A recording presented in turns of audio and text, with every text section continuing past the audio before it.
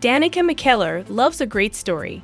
The actor and author has starred in the sitcom The Wonder Years and countless rom-com favorites on the Hallmark Channel and Great American Family. For years, McKellar rejected the idea of Christianity and faith, but a visit to a friend's church introduced McKellar to God's beautiful story and how she belonged.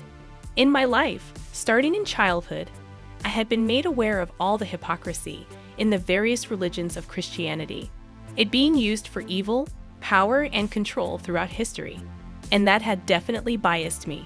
But that's just people. That doesn't represent God's actual love for us, McKellar said in a 2022 Instagram post. At one point in time, Danica McKellar wasn't interested in anything having to do with faith. She had always struggled with how Christianity had been used to abuse and exert power throughout history. She told Christian Headlines, "That was really my kind of awareness of Christianity before. But visiting a local church with a friend gave her a new perspective on faith. It's no secret that actor and Great American Family executive Candace Cameron Bure and McKellar are close friends. Bure invited McKellar to a passion play at her church on Palm Sunday in 2022. It just hit me like a wave. It was immediate," McKellar told Christian Headlines. "It was like the Holy Spirit just flooded me." McKellar shared more about her friend Bure. "Candace has been wonderful. After we watched the play, I was like, this is what I've been looking for my whole life and didn't realize it. And it's been wonderful. It's been a wonderful gift." Since that first visit, McKellar has been exploring her new faith. She said, "I've been discovering the pure part of it, that part that's actually the core of it." McKellar explained, "It's about your relationship with God. You get to have a personal relationship with God. And that was like such a revelation."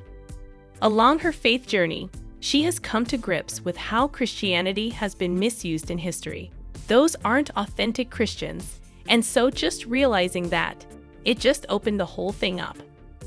McKellar is continuing to learn and grow in her faith.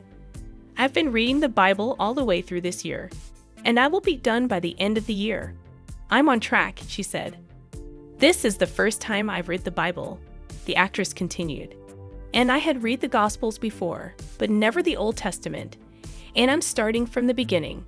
McKellar continued to reflect on Leviticus, which is a little dry, but that's ok. It's actually kind of fascinating when you feel like you're in that world, and you know what the materials look like, and what the food was. Anyway, it's pretty amazing. As she learns more about Christianity, McKellar isn't afraid to admit she has quite a bit to learn. McKellar plans to reread the Bible next year as well. She recognizes it's a lot of information and wants to soak in more. Great American Family is switching things up with their new holiday movie, A Royal Date for Christmas. In fact, it's kind of funny that a channel that has American in its name is sharing a romance featuring a Canadian playing a British duke. But it's cool to see them breaking the mold, kind of like they did with a Paris Christmas waltz. But is this Danica McKellar and Damon Runyon-led film enough to be a seasonal success, or is it just a royal flop? Keep reading to find out. Former New Yorker Bella Sparks is a stylist who owns her own boutique, Bella Sparks Couture. Though the business could be better, Bella and her co-worker Meredith keep the place afloat with hard work and a welcoming atmosphere. Their fortunes change for the better, however, when a new client Stefan stops by asking for suits and sleep clothes after his luggage got lost at the airport. While the Englishman initially appears a bit brisk and rude, it turns out he has just been going through it lately. As it turns out, Stefan's full name is Stephen William Francis Brown, and he holds the title Duke of Tangford. He is a private man who has just had a relationship end rather publicly and is attempting to spend this holiday week staying at his estate in the US so he can do damage control to improve his image and dissuade the tabloids. In an attempt to do so, Stefan ends up asking Bella to not only be his stylist for the week, but also to act as his plus one at his various events and appearances. Will this week be enough to stir up some Christmastime romance and save both Stefan's image and Bella's business? Or will these two people's very different backgrounds end up making them ultimately crash and burn? While Danica McKellar definitely is a standout as lead Bella Sparks, it's Patrice Goodman as Bella's co-worker and friend, Meredith, who was the biggest highlight of a royal date for Christmas for me.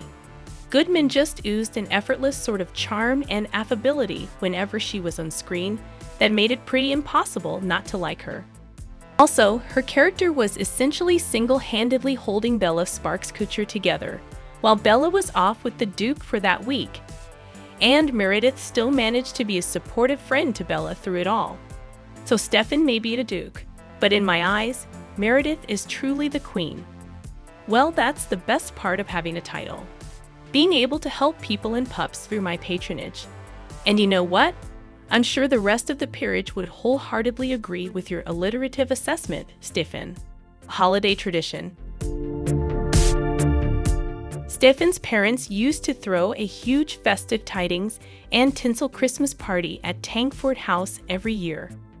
This ended once Stefan's mother fell ill, but now the Duke is bringing it back this year. Hooray for the triumphant return of holiday cheer. You know what? A royal date for Christmas is refreshingly secular for a great American family holiday movie. Of course, it takes place over Christmas, but they skip out of name-dropping the big guy in the sky in favor of telling a fairy tale-like love story between an English duke and an American boutique owner who come from very different backgrounds but can still find something special in one another over the holiday season. Is it predictable? Yep. Is it deep? Nope. Will you feel sad that Stefan has never made a snowman in his entire 40-plus years on this earth? I know I did. But all of that is okay because the movie and its characters have enough personality and charm to make this feel like easy viewing. A royal date for Christmas has some serious schmaltz that at times is a bit over the top. But it's nothing that can't be improved by going in knowing this is a fun, fantastical, and unrealistic movie.